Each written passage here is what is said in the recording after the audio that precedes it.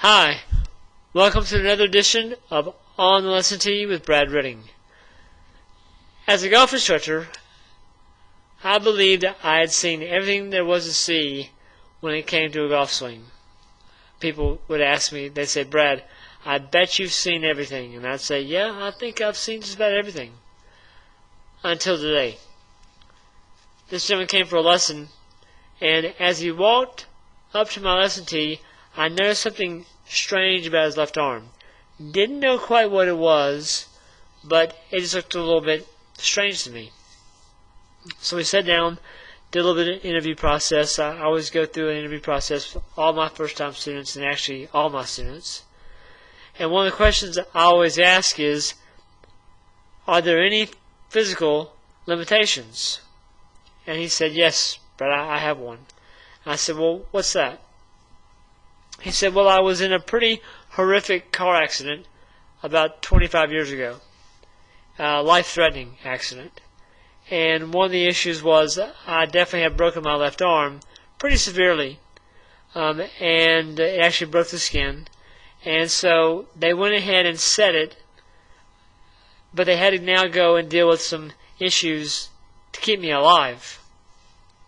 So through many surgeries, in the hospital for a long time, his left arm set in a way that it was bent. And they decided not to go in and re-break it because they were just trying to, go through surgeries and keep this guy alive and help him survive the accident.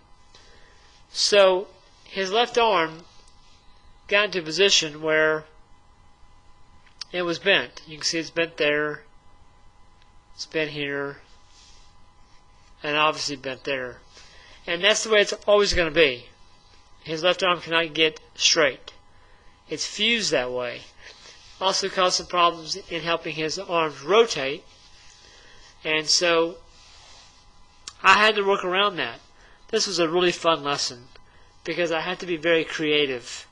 I've got to use all my resources to help this gentleman play better golf, because when someone comes to me for a lesson, I take it very personally. They've kind of put their golf game in my hands and to help them play better golf. And this gentleman loves golf, plays 3 or 4 times a week, was not playing very well, but he did love the game. And so my job there was to obviously help him play better golf, but I have to work around that limitation. So what I set about doing here was I definitely wanted to help him with the areas that I can improve, to help him square the face up at impact and make better contact. Most of his ball flights were kind of pulls and pull cuts, and obviously with this kind of backswing, he would tend to be that way. So the first couple of issues were I want to help him get into a better position at address where his body could work better. I think he's very much in an S posture there. His lower back is too arched in, so too much of an S posture. And I want to get it straighter or flatter, and he's just too curved in here. So we set our sights on fixing that, and then I looked at how all the weight was on his heels. That's because he was bending his knees too much, so I wanted to get his weight up on the balls of his feet. I think every athletic sport is played from the balls of your feet, including golf, more the arches, if you will, the balls of the feet. And I wanted to change the angle of the club shaft at address and get it a little bit lower. I think that angle's a little high, and I think his arms are too far away from him. I wanted to fix those things first. So we worked on his posture, worked on his grip, worked on his knee flex, and that definitely helped him get into a little bit of position at address. As I worked with him, sometimes he would get into a really good position at address and kind of bend his knees again. I'd say, no, come on, Jim. Knees are straighter.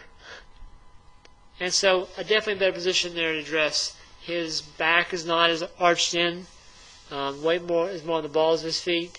we had to work on that a lot because he still wanted to kind of sit back down on his heels, bend his knees a lot. I had to keep on working on getting more like this. As we worked on it, though, he got better. Little bit surely, he was starting to kind of get the idea of getting that posture better. And then I had to really work a lot on getting his shape of his golf swing better. So over here on the left is where we started. And over here on the right is where he is now. Again, not perfect, but the things I wanted to get better got better. Hands aren't so far away from him. Shaft angle is definitely lower now. Knees aren't as flexed. Body, lower back is not as arched in. It's a little bit more flatter there. So that's going to help him do a few things. I think the lower angle is going to help his arms not move far away from him on the way back. I think the back issue is going to help him turn better. Can't focus on his left arm. That's the way it is.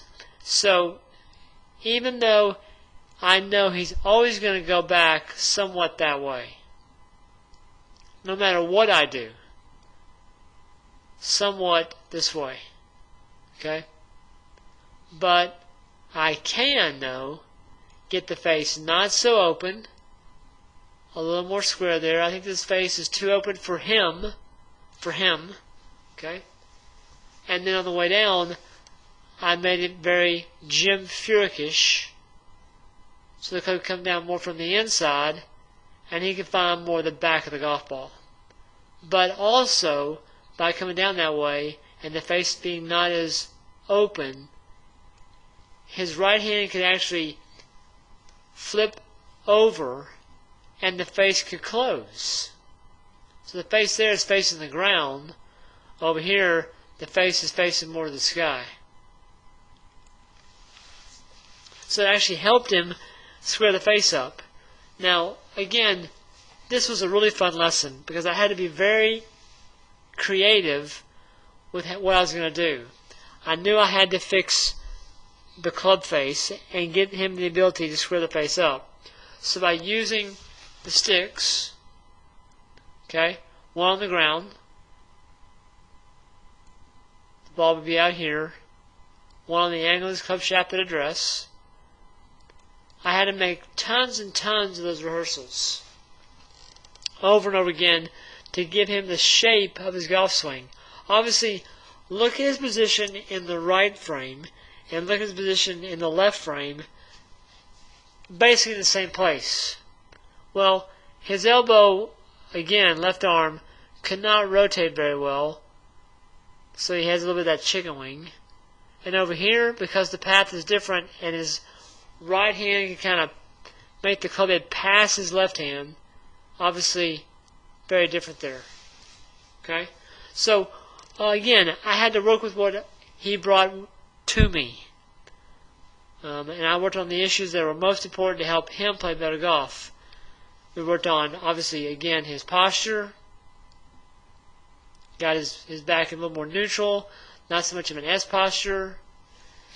Got his hands closer to him by changing the grip where there was more in his fingers of his left hand, so his hands were closer to him. The shaft was on a flatter angle now, and I really didn't change a whole lot of this because that's kind of what he has to do. But I did change a lot of that. By changing his grip, his hands could work better, help the club face pass, and the face now obviously is more closed versus much more open.